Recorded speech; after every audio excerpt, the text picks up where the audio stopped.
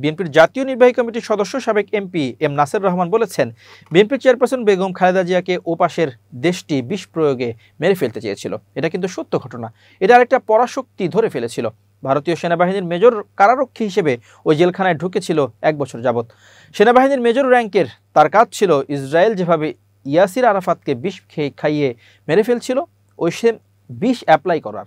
তা ধরা পড়ে যায় 1 মাস যাওয়ার পর। কিন্তু ওই বিষ কিছু ক্রিয়া করায় বেগম জিয়ার লিভারে এফেক্ট হয়ে যায়। মঙ্গলবার রাতে লন্ডনে হোয়াইট চ্যাপেল মাইদা গ্রিল হল রুমে যুক্তরাজ্যস্থ মৌলভীবাজার জেলার বিএনপি নেতৃবৃন্দ আয়োজিত মতবিনিময় সভায় প্রধান অতিথির বক্তব্যে তিনি এসব কথা বলেন। তিনি বলেন, এই হাসিনা ডাইনি বলেছিল যারা মদ খায় তাদের লিভার সিরোসিস হয়, অথচ এই হাসিনা বিষ খাইয়েছিল বলেই ম্যাডামের লিভার সিরোসিস হয়েছে। নাসের বলেন, আমি জানি না আল্লাহ তাআলা কোন 8টা দোজখ রাখছেন হাসিনার জন্য, হয়তো হাসিনার জন্য 9ম দোজখ ঠিক করবেন। এই বিষক্রিয়ার জন্য বেগম জিয়া শারীরিকভাবে দুর্বল হয়েছেন, নইলে তিনি এতটা দুর্বল হয়ে যাওয়ার কথা ছিল না। এখন লন্ডনে ভালো চিকিৎসা নেয়ার পর তিনি অনেকটা ভালো এবং সুস্থ আছেন। তিনি বলেন, অনেক ত্যাগ তিতিক্ষার পর দেশটা এ পর্যায়ে এসেছে। আগামী নির্বাচনে তারেক রহমানের নেতৃত্বে বাংলাদেশ নয়া রাজনৈতিক দিগন্তের দিকে অগ্রসর হবে। তবে একথা ভুলে গেলে হবে না, যারা স্যাক্রিফাইসের জন্য আমরা এ দেশটায় নতুন স্বাধীনতা ফিরে পেয়েছি তিনি হলেন দেশনেত্রী, mother of democracy Begum Khaleda Zia.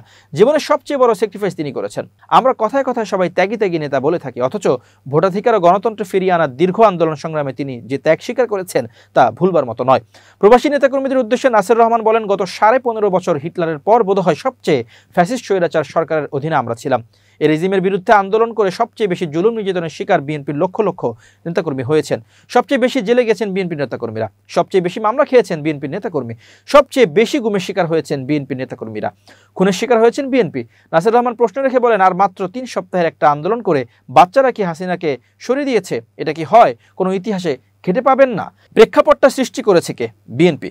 তিনি বলেন, একটা বিষয়ে সারা দেশের মানুষ একাট্টা ছিল, সেটা ছিল হাসিনার পতন। তখন সময় ছাত্রদের এই আন্দোলন নিয়ে বিএনপি মহাসচিব বলেছিলেন, এই আন্দোলনে বিএনপি সম্পৃক্ত নয়। মহাসচিবের এই কথাটা বলা ছিল নিছক কৌশল মাত্র। এই যে 1400 মানুষ আন্দোলনে মারা গেছেন, এর মধ্যে বিএনপিরই 425 জন মারা গেছে, যাদের বেশিরভাগই ছাত্রদল ও যুবদলের মারা গেছে। আর 5টা ছেলে সামনে এসে আন্দোলন করে হাসিনাকে সরিয়ে দিয়েছে, এই কথাটা কি আমরা বিশ্বাস করতে হবে?